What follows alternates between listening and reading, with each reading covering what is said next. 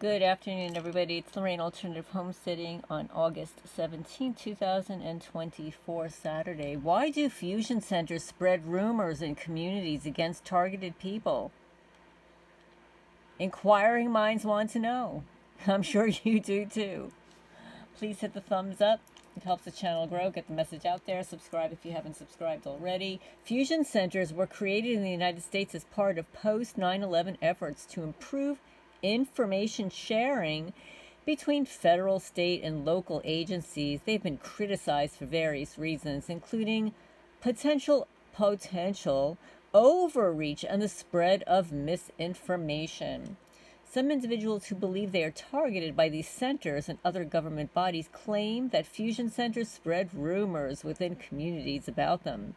Well, it's true that we don't claim. We know that it's a fact. Here are several perspectives on why this might be perceived. Well, remember, this is AI talking, and AI is programmed by humans, and some of those humans are corrupt. Here are several perspectives why it might be perceived. One, surveillance and community watch programs. Suspicious activity reports, SARs. Fusion centers often receive and disseminate reports of quote unquote suspicious activity. You know, like cutting your grass and walking on your driveway. They're really suspicious. In some cases, individuals may falsely be identified as threats or persons of interest. They all find us so interesting that they're spying on us because they're losers.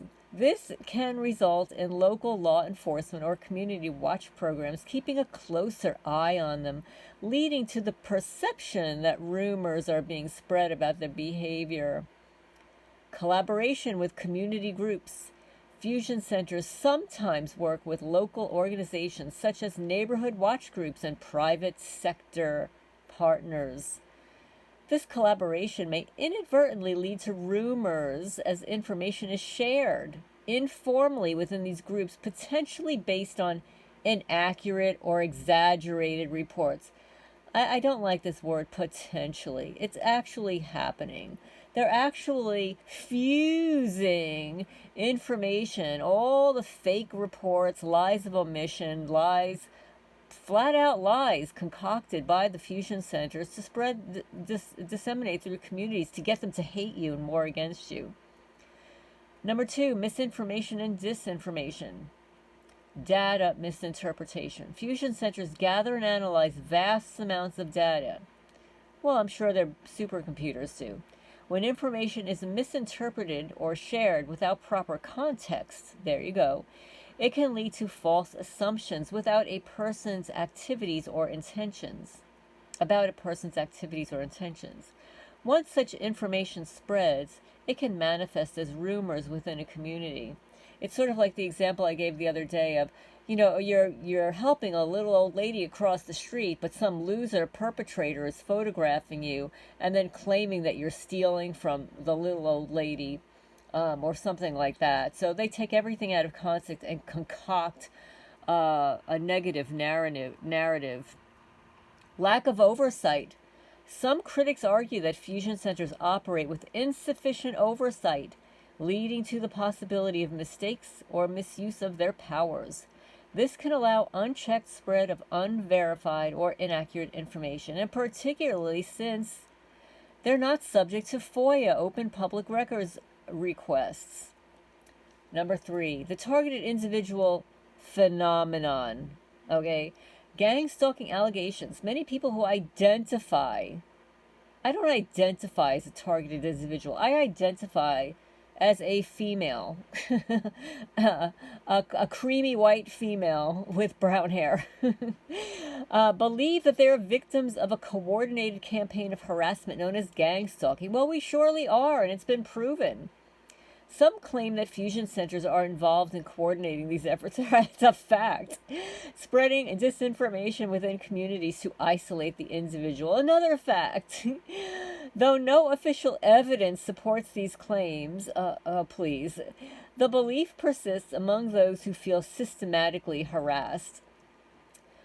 The psychological impact. Targeted individuals often describe a range of emotional and psychological effects from constant surveillance or harassment, when combined with genuine community watch activities or miscommunication, this can heighten the perception that rumors are being deliberately spread. And they are being deliberately spread. I moved to Kentucky knowing no one, and my sorry-ass neighbors were spreading rumors about me that I don't pay people. I actually had people tell me, I heard you don't pay people. I said, where'd you hear that from? Oh, well, your neighbors told me. But don't tell them I told you. Yeah.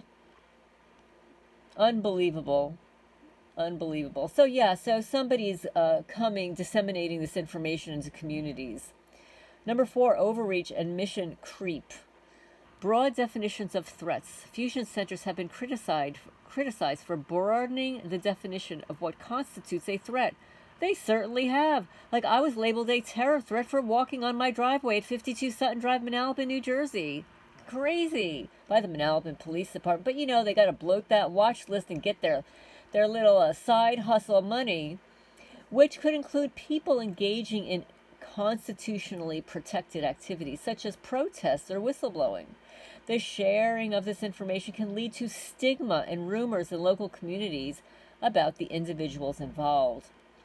Civil liberties concerns. Civics like the ACLU have argued that fusion centers sometimes operate in ways that threaten privacy and civil liberties, leading to individuals being wrongfully targeted.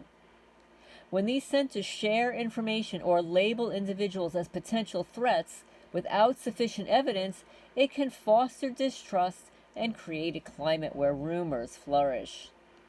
5. Covert influence or psychological operations. Perceptions of psychological operations, which are called psyops.